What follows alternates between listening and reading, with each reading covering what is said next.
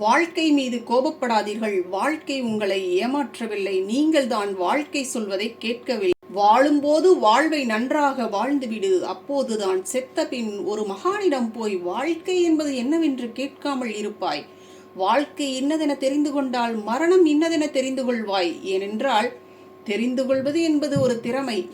வாழ்வை தெரிந்து கொள்ள திறமை இருந்தால் மரணத்தை தெரிந்து கொள்ளும் திறமையும் இருக்கிறது என்று பொருள். மற்றவர்களை பற்றி அதிகம் கவலைப்படாதீர்கள். ஏனென்றால் இந்த கவலை உங்கள் சொந்த வளர்ச்சியை தொந்தரவு செய்யும். பிறப்பும் இறப்பும் உன்னால் நிகழவில்லை, பின்னர் வாழ்க்கையை மட்டும் ஏன் உன் கையில் எடுக்கிறாய்?